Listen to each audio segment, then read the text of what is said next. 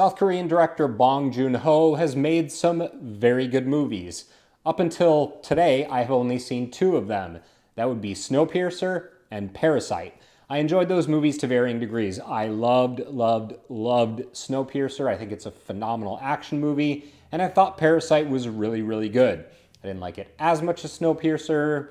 Wasn't sure if it deserved Best Picture that year, but I thought it was a really good and enjoyable film.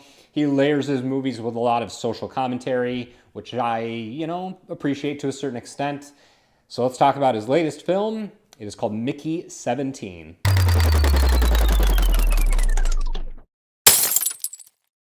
Thank you so much for checking out the video. Before we get started, click on the subscribe button and the notification bell. That way you know whenever I post new content. You can also follow me on X, Hometown0YT. You can also follow me on Instagram at RealHometown0 and on Rumble now. Please, if you're on Rumble, follow me over on the green channel, rumble.com/Hometown0. Let's talk about Mickey 17. I don't think anybody has had as much of an acting glow up as Robert Pattinson. The guy was in the Twilight movies. I have not seen any of them. He looked like he was kind of like bored and bland, and then he starts putting out all of these awesome films.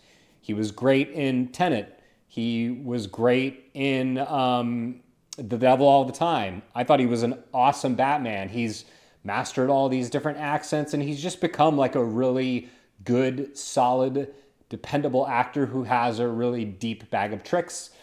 I do legitimately think he's one of the best actors working today, and he's done a phenomenal job reshaping his image, I think better than maybe anybody in Hollywood. So I'm a big fan of his work, right? He feels a little out of place in this.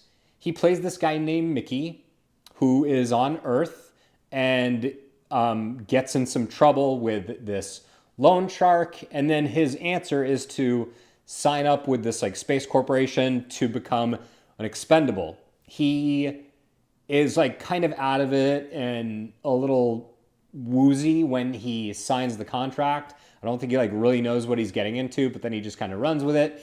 Essentially, he is on this spaceship and they're doing like chemical testing and virus testing, and he's doing like hazardous work. So basically what he does is like he does his task knowing that it will result in his grisly death, and then he dies, and then they have like like essentially a 3D printer which prints out like another copy of his body. It's just a clone, and then there's a brick which stores his brain, like all of his memories and brain function, and then it's pulled out of that brick and then put into the brain. I know it's not that much to follow when you watch the movie, but he gets into trouble and there's shenanigans, and there like might be a duplicate of him at some point, like a multiple, more than one of him. And the ship, like the commander of this ship, is this really pompous and arrogant and kind of goofy mixture of like a dictator and a warlord and the CEO of a corporation, all these things like jumbled into one. He's played by Mark Ruffalo, and I think that Ruffalo, I think actually what's disappointing about this movie is I actually think the performances are kind of the weakest part of it. I think Ruffalo, it's very obvious which political leader in today's day and age he's mocking, which is kind of humorous because this movie like clearly had its assumptions about the November 2024 election, and it bases the dialogue in this movie based on how that election was going to go. And so of course it gets a bunch of the dialogue wrong, which I thought was kind of funny. And I think it's kind of a weird performance. Like I see what he's trying to do, but he's trying to be funny and intimidating and over the top. And he's only one of those things. He's only over the top. I don't think he's funny or intimidating in the least. He's like a guy that you know is ultimately not going to be the winner in the end because it's just that type of movie. And there's some humor in this that works.